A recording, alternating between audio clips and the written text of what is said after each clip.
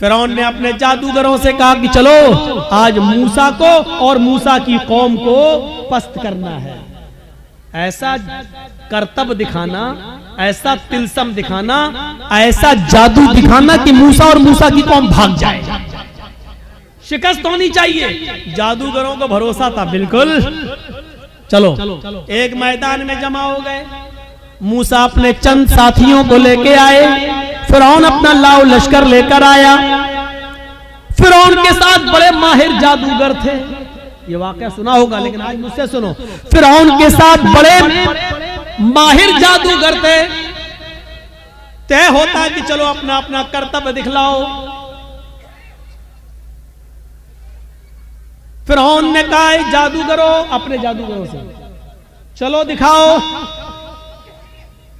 जादूगर चूंकि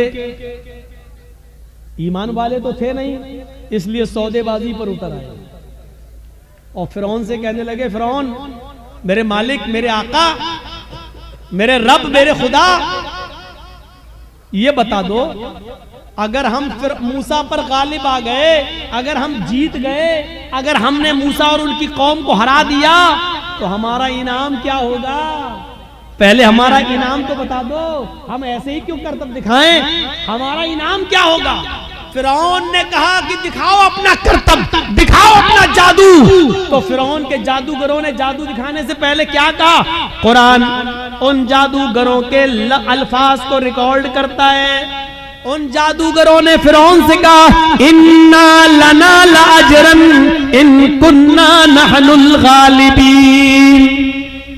ठीक है, हम अभी जादू दिखाते हैं, लेकिन आए फिरौन ये बताओ अगर हमने मूसा और मूसा की कौम को हरा दिया और हमारा करतब देखकर, हमारा नाटक देखकर अगर ये सब हार जाओ, भाग जाएं, तो हमारा अज्र क्या होगा? इन्ना लना लाजरन, हमारी मजदूरी क्या होगी? हमारा इनाम क्या होगा?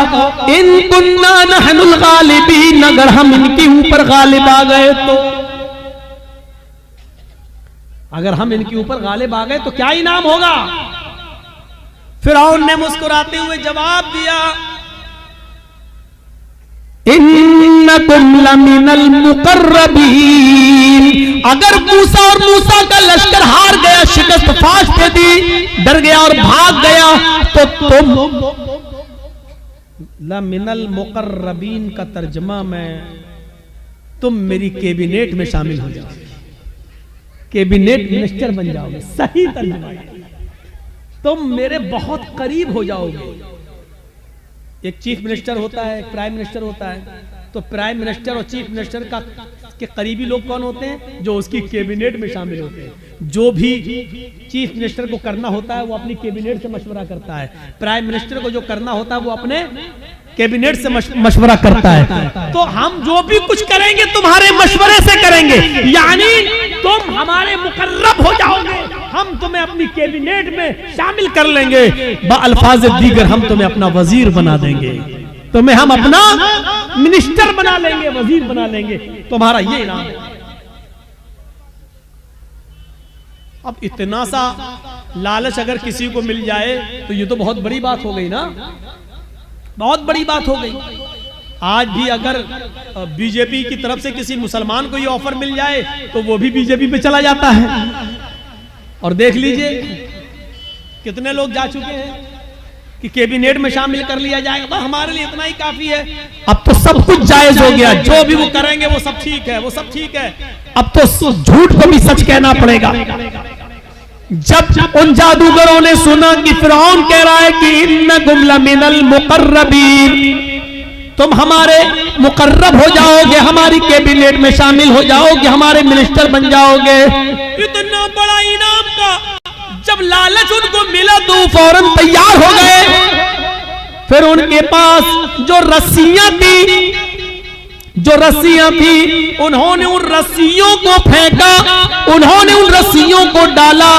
उन्होंने जब उन रस्सियों को मूसा के सामने और मूसा की कौम के सामने फेंका तो वो रेंगते हुए सांप बन गए, रेंगते हुए सांप बन गए, सांप बनकर रेंगने लगे। हालांकि वो सांप नहीं थे, वो नजर बंदी थी, हमें दिखाई दे रहे हैं सांप की तरह रेंग रहे, लेकिन वो सांप नहीं थे।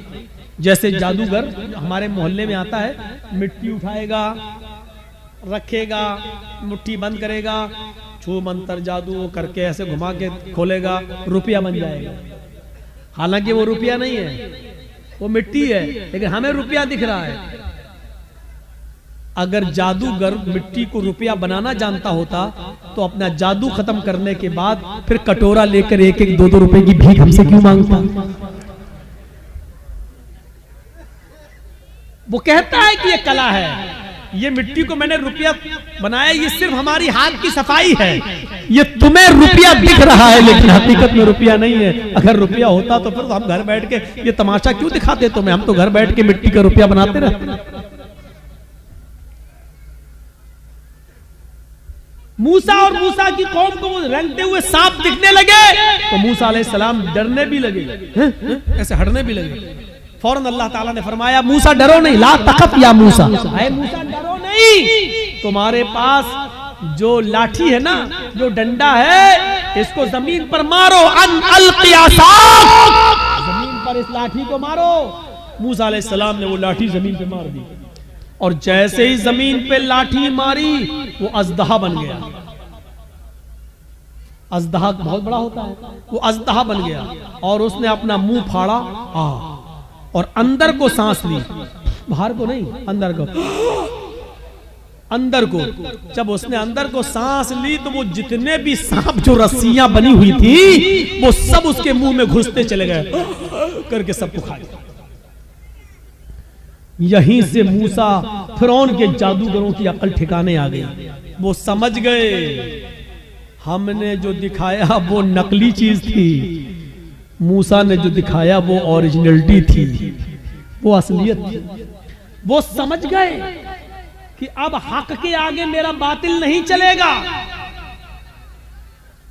यकदम वहीं से बदल गए, यहीं से चेंज हो गए। मूसा अलैहिस्सलाम ने डंडा जमीन पे मारा, वो अजदहा बन गया, अजदहा उनके सांपों को निकल गया। फिरौन के जादूगर समझ गए कि अब मेरी खैर नहीं, अगर मैंने कुछ और दिखाया तो हमारी आफत, हमारी बर्बादी, क्योंकि हमने जो दिखाया वो जादू था, मूसा ने जो दिखाया वो हकीकत है और जादू कभी हकीकत का मुकाबला नहीं कर सकता।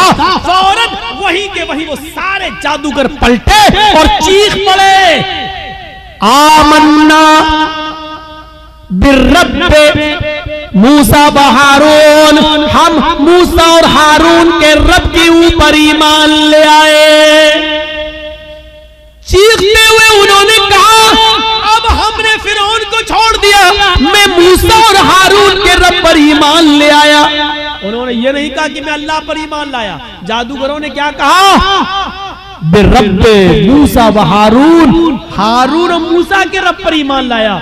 अगर वो ये कहते हैं कि मैं तो अल्लाह पर ईमान लाया, तो लोगों का अल्लाह और लोगों का खुदा तो वही बना हुआ था फिरौन। इसलिए मूसा और हारून का रब नहीं था। मूसा और हारून अलैहिस्सलाम ने कभी फिरौन को अपना रब नहीं माना, मूसा और हारून ने अपना रब अल्लाह को माना था। इसलिए क्या कहा? आमन्ना बिरब्बि मूसा व हारून, मैं हारून और मूसा के रब पर ईमान ले आया, यानी मैं अल्लाह पर ईमान लाया।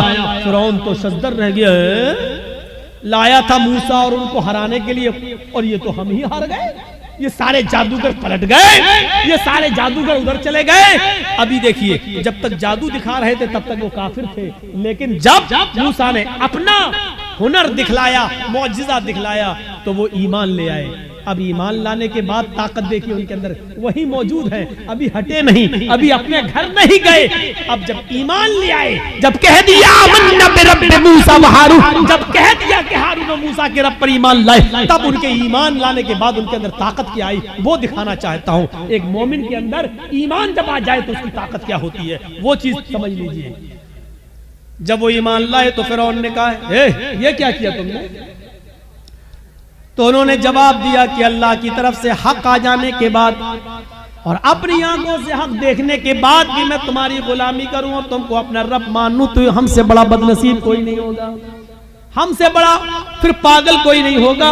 हमने आज अपनी आंखों से हक देख लिया और सच्चाई देख ली और मूसा का मौजिज़ा देख लिया है। मूसा ने जो दिखाया वो अल्लाह की तरफ से है, इसलिए अब हक आ जाने के बाद हम तुम्हारी गुलामी नहीं कर सकते, हम तुम्हें तरजीह नहीं दे सकते। फिरौन ने कहा तब जानते हो तुम्हारा अंजाम क्या होगा, जानते हो तुम्हारा अंजाम क्या होगा। उन्होंने कहा फिरौन फिर हमारे अंजाम को भी बता दो कि क्या अंजाम होगा हमारा। फिरौन ने कहा ला उक़त्तिअन्ना अयदियकुम व अर्जुलकुम मिन खिलाफ थुम्मा ला उसल्लिबन्नकुम अजमईन। कुरान कह रहा आए मेरे जादूगरों, अगर तुमने मूसा और हारून के रब को छोड़कर मुझे रब न माना और तुम न पलटे तो हम तुम्हें क्या अजाब देंगे, क्या सजा देंगे तुम जानते हो। ला उक़त्तिअन्ना अयदियकुम व अर्जुलकुम मिन खिलाफ, हम तुम्हारे हाथ कटवा देंगे, हम तुम्हारे पैर कटवा देंगे मुखालिफ सिमतों से, यानी दाहिना हाथ काटेंगे तो बायां पैर और बायां हाथ काटेंगे तो दायां पैर।